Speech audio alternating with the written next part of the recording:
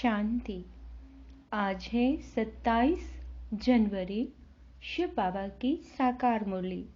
सुनते हैं बाबा के मधुर महावाक्य। बाबा कहते हैं, मीठे बच्चे, पारस बुद्धि बनने के लिए बाप जो समझाते हैं उसे अच्छी तरह से समझना है। फिर से सुनो, पारस बुद्धि बनने के लिए बाबा जो हमें समझा रहे हैं उसे अच्छी तरह से समझना है, स्वयं में धारणा कर दूसरों को भी कराना है। ये बहुत बड़ा होमवर्क बाबा ने आज फर्स्ट लाइन में ही हमें बता दिया है। प्रश्न, कौन सा एक राज बहुत ही गुह्य है, गोपनीय है और समझने का है? उत्तर, निराकार बाप सभी का माता पिता कैसे बनते हैं, वह सृष्टि की रचना किस विधि से करते हैं, ये बहुत ही गुह्य और गोपनीय राज है। निराकार बाप माता बिगर सृष्टि तो रच नहीं सकते। कैसे वह शरीर धारण कर उसमें प्रवेश कर उनके मुख से बच्चे अडॉप्ट करते हैं। यह ब्रह्मा पिता भी है तो माता भी है। यह बात बहुत ही समझकर सिमरन करने व स्तुति में रहने की है। गीत है, तुम ही हो माता, तुम ही पिता हो।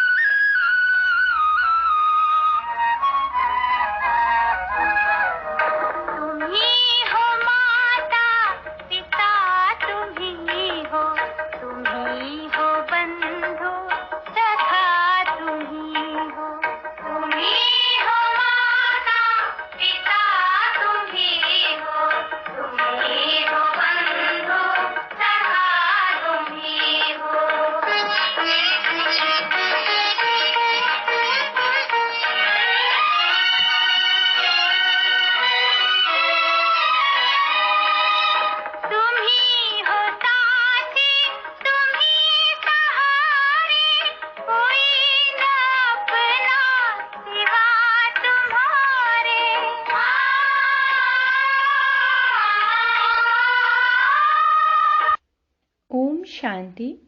जिसको माता पिता कहते हो तो जरूर फरमान पिता ही करेंगे। यह तो माता पिता कंबाइंड हैं। यह बात मनुष्यों के लिए समझना बड़ा डिफिकल्ट है और यही मुख्य बात है समझने की। निराकार परम पिता परमात्मा जिसको पिता कहा जाता है उनको माता भी कहते हैं। ये वंडरफुल बात है। परम पिता परमात्मा मनुष्य सृष्टि रचेगा तो माता जरूर चाहिए। यह बात बड़ी गुह्य है और कोई की बुद्धि में कभी आ ना सके। अब वह है सभी का बाप, माता भी जरूर चाहिए। वह पिता तो है निराकार, फिर माँ किसी को रखें। शादी तो नहीं की होगी। यह अति गुह्य गोपनीय समझने की बातें हैं। नए नए तो समझ ना सकें, पुराने भी मुश्किल समझकर और उस स्मृति में रहते हैं। बच्चे ही माँ बाप की स्मृति में रहेंगे। भारत में लक्ष्मी नारायण को भी कह देते हैं तुम माता पिता, तो राधा कृष्ण के आगे भी जाकर कहते तुम माता पिता। अब वह तो है प्रिंस प्रिंसेस, उन्हों को माता पिता कोई बेसमझ भी ना कहे। मनुष्यों को तो कहने की टेव यानी आदत पड़ गई है, परंतु यह बात ही न्यारी है। लक्ष्मी नारायण को तो उनके बच्चे ही कहेंगे तुम माता पिता, है ना, प्रजा तो नहीं कहेगी तुम माता पिता। मनुष्य समझते हैं जिसके पास बहुत धन है, महल हैं, गाड़ियां हैं, वह स्वर्ग में है। उन्हों के बच्चे कहेंगे हमारे माँ बाप के पास बहुत सुख है, जरूर आगे जन्म में बहुत कुछ अच्छे कर्म किए हैं। अच्छा, यह जो गाया जाता है तुम माता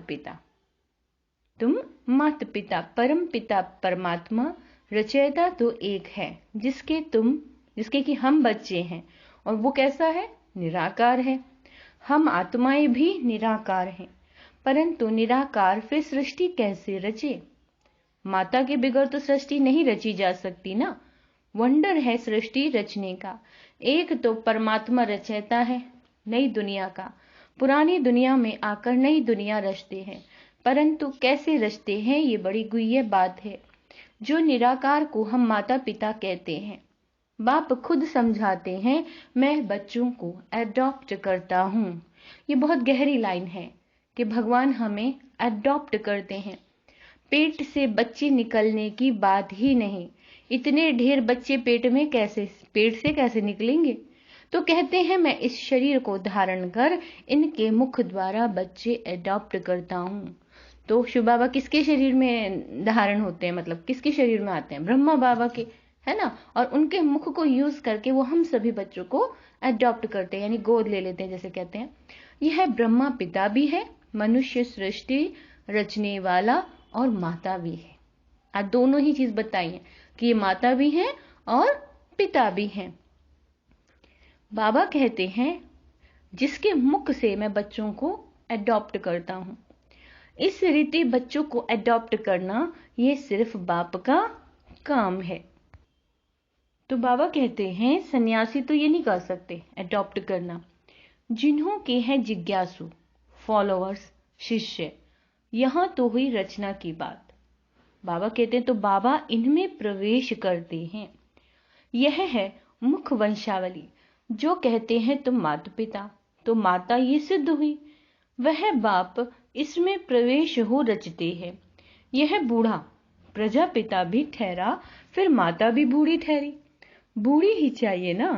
अब बच्चों को माता पिता को याद करना पड़े, इनकी तो प्रॉपर्टी है ही नहीं।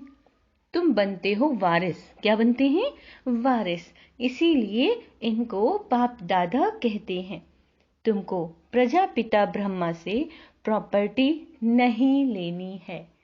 ध्यान रहे, हमें ब्रह्मा से प्रॉपर्टी नहीं लेनी है।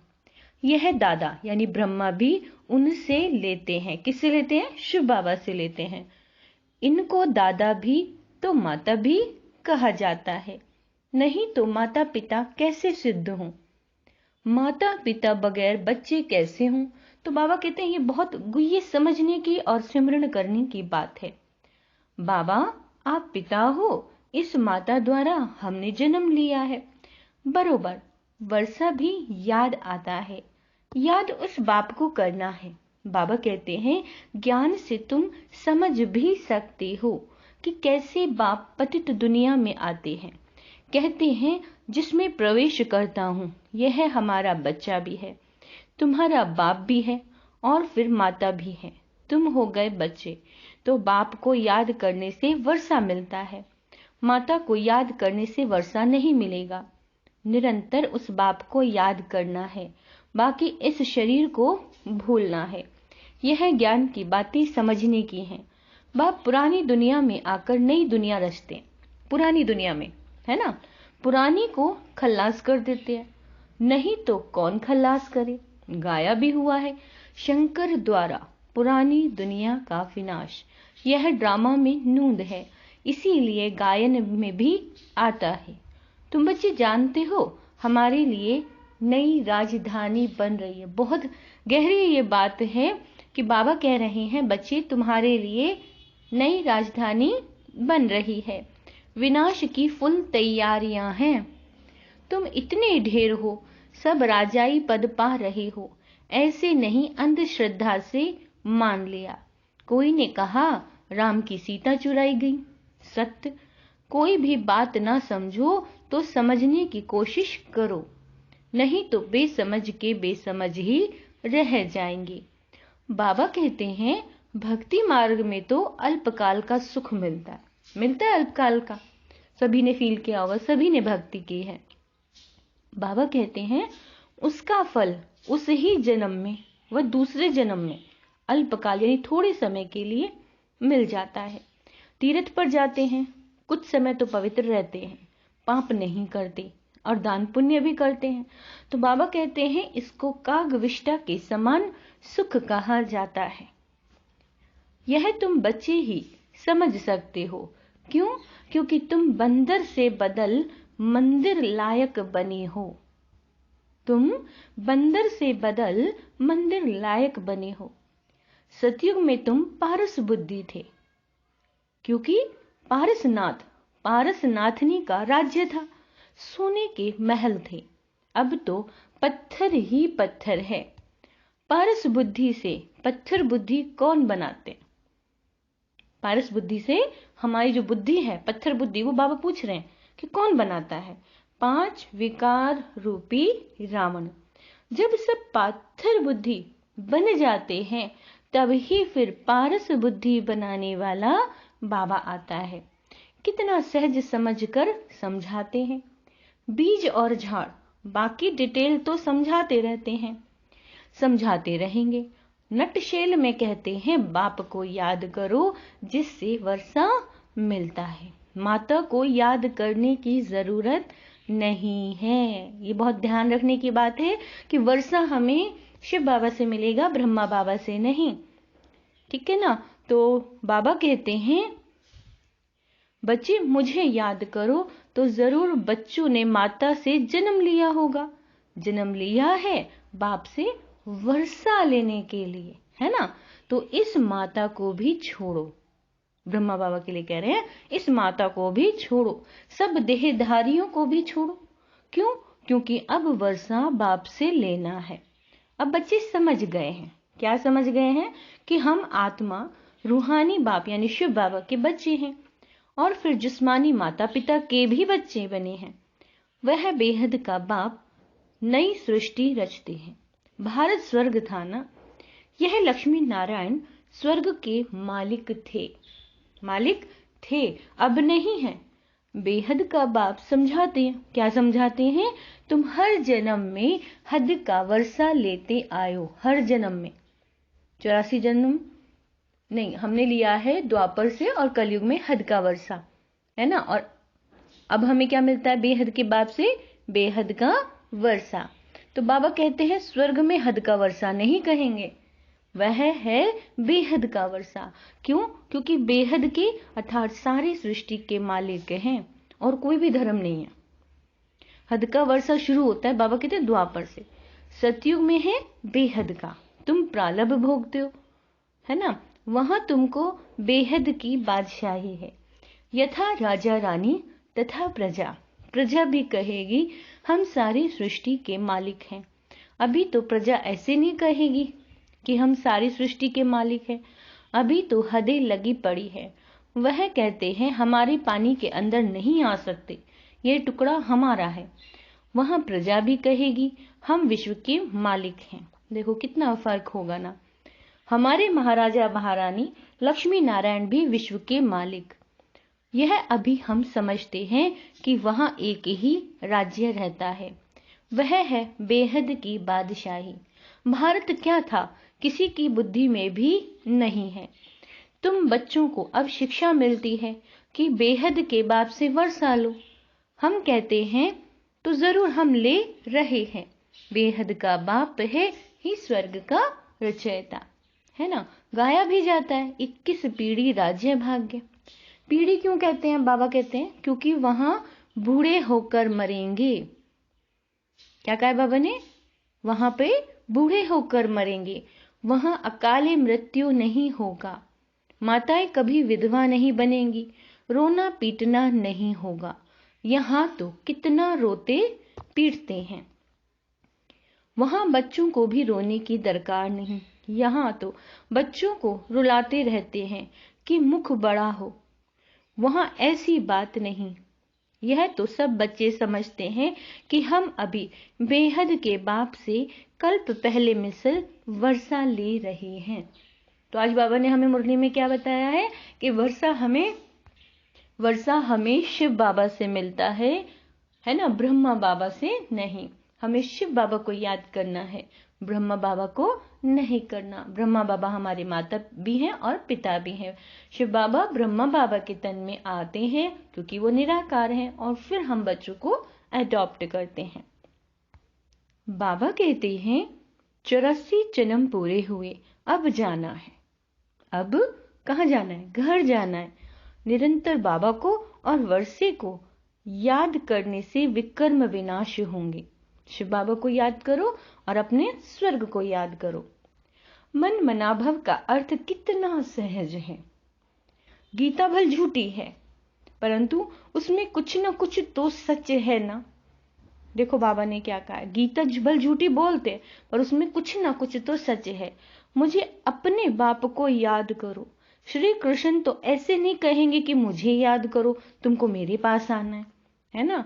परमात्मा सभी सर्व आत्माओं को कहते हैं कि तुम सभी आत्माओं को मच्छरों सदृश आना है। कैसे आना है? मच्छरों सदृश। तो जरूर आत्मा परमात्मा बाप को ही फॉलो करेगी। श्री कृष्ण ऐसे नहीं कहेंगे कि मुझ आत्मा को याद करो, उनका नाम ही कृष्ण है। आत्मा कोई भी नहीं कह सकती, आत्मा ही सभी भाई भाई हैं। यह तो बाप कहते मैं निराकार हूँ, मुझ परम आत्मा का नाम है शिव। तो श्री कृष्ण कैसे कहेंगे? उनको तो शरीर है ना। शिव बाबा को तो अपना शरीर है ही नहीं। शिव बाबा कहते हैं बच्चे, तुम्हें भी पहले अपना शरीर नहीं था। क्या कहा बाबा ने? तुम्हें भी पहले अपना शरीर नहीं था। तुम आत्मा निराकार थी, फिर शरीर लिया। अब तुमको ड्रामा के आदि मध्य अंत की स्मृति आई है। बाप सृष्टि कैसे, कब और क्यों रचते हैं? सृष्टि तो है ना, गायन भी है। ब्रह्मा द्वारा नई सृष्टि की रचना की, तो जरूर पुरानी सृष्टि से ही नई सृष्टि की रचना करते होंगे। कहते भी हैं मनुष्य से देवता बनाया। बाप कहते हैं मैं तुमको पढ़ाई से मनुष्य से देवता बनाता हूँ। पूज्य देवता थे, फिर पुजारी बन गए। मनुष्य तो समझते नहीं कि 84 जन्म कैसे लेते हैं। क्या सभी 84 जन्म लेंगे? सृष्टि वृद्धि को प्राप्त करती रहती है, तो सभी कैसे 84 जन्म लेंगे? जरूर जो पीछे आएंगे उनके जन्म कम होंगे। 25-50 वर्ष के अंदर 84 जन्म कैसे लेंगे? यह है स्वदर्शन चक्र। उन्होंने फिर स्वदर्शन चक्र को एक हथियार के रूप में बना दिया है। अब तुम आत्माओं को ये स्मृति आई है कि हमने 84 जन्म ऐसे ऐसे भोगे हैं। अभी चक्र पूरा होता है, फिर से ड्रामा को रिपीट करना है। क्या कहा बाबा ने? अभी चक्र पूरा हो चुका है और ड्रामा को फिर से रिपीट करना है। पहले पहले आदि सनातन देवी देवता धर्म जरूर चाहिए, जो प्राय लोप हो गया है। मनुष्य कहते हैं हे गॉड फादर रहम करो, तो बाप कहते हैं अच्छा तुमको दुख से लिबरेट कर सुखी बनाता हूं। बाप का काम ही है सबको सुखी बनाना। इसीलिए मैं कल्प कल्प आता हूँ, आकर भारत को हीरे जैसा बनाता हूँ, बहुत सुखी बनाता हूँ। बाकी सबको मुक्ति धाम भेज देता हूँ। भक्त चाहते भी हैं भगवान से मिलने, क्योंकि सुख के लिए तो सन्यासियों ने कह दिया कि यह कागविष्टा के समान सुख है। और दूसरा फिर कहते हैं इस ड्रामा के खेल में फिर आए ही नहीं, मोक्ष को पाले। अब बाबा कहते हैं अब मोक्ष तो मिलना नहीं है, मोक्ष मिलना नहीं है, ये बना बनाया ड्रामा है। सारी सृष्टि की हिस्ट्री ज्योग्राफी को तुम बच्चे अभी जानते हो कि ये कैसे चक्र लगाती है, जिसको ही बाबा कहते हैं स्वदर्शन चक्र कहा जाता है। ये जो दिखाते हैं स्वदर्शन चक्र से सभी के सिर काटे, कंस वध का नाटक दिखाते हैं। बाबा कहता है ऐसा कुछ भी है नहीं, यहाँ हिंसा की बात बिल्कुल ही नहीं है। ये तो पढ़ाई है, पढ़ना है, बाबा से वर्षा लेना है। बाप से वर्षा लेने के लिए किसी को कत्ल करते हैं क्या? बाबा कहते हैं वह है हद का वर्षा, और ये है बेहद के बाप से बेहद का वर्षा। वर्षा कहते हैं प्रॉपर्टी को। गीता में लड़ाई आदि की कितनी बातें लिख दी हैं, वह तो कुछ है भी नहीं। पांडवों की लड़ाई वास्तव में कोई के साथ है नहीं। यह तो योग बल से बेहद के बाप से तुम बच्चे वर्षा ले रहे हो नई दुनिया के लिए।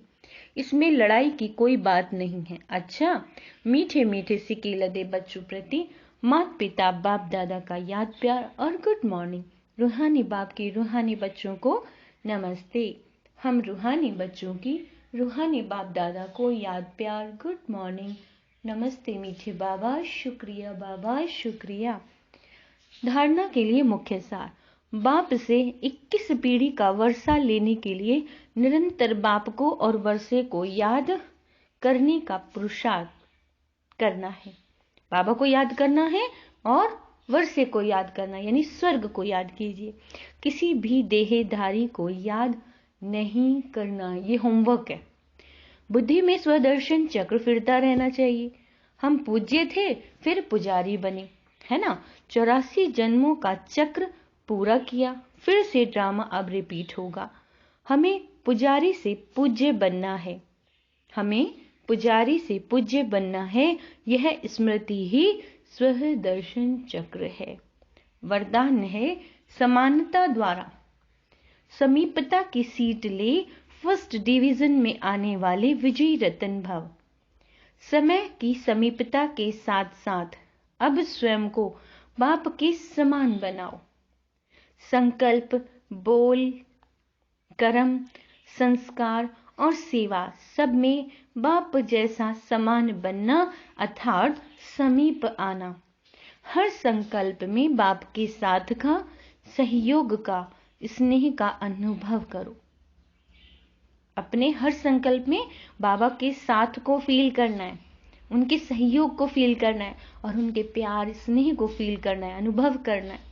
सदा बाप के साथ और हाथ में हाथ की अनुभूति करो तो फर्स्ट डिवीजन में आ जाएंगे। निरंतर याद और स्नेह, संपूर्ण स्नेह एक बाप से हो, संपूर्ण स्नेह निरंतर याद एक बाप से, तो विजय माला के विजयी रतन बन जाएंगे। कितना अच्छा होमवर्क बाबा ने दिया है। निरंतर याद और संपूर्ण स्नेह, पूरा एक बाबा को ही याद, कोई देहधारी याद ना है। बाबा कहते हैं तो विजयी रतन बन जाएंगे। अभी भी चांस है। देखो बाबा, टू लेट का बोर्ड नहीं लगा है। स्लोगन है सुखदाता बन अनेक आत्माओं को दुख अशांति से मुक्त करने की सेवा करना ही सुख देवा बनना है। तो सभी को क्या सेवा करनी है? सुख की वाइब्रेशंस को पूरे दिन, है ना, वायुमंडल में हर आत्मा तक पहुंचाना है, अर्थात मनसा सेवा करनी है। एक बाबा को ही याद रखना है, निरंतर बाबा की याद और बाबा के प्यार में ही खोना है। मेरा तो एक शिव बाबा, दूसरा ना कोई। ओम शांति।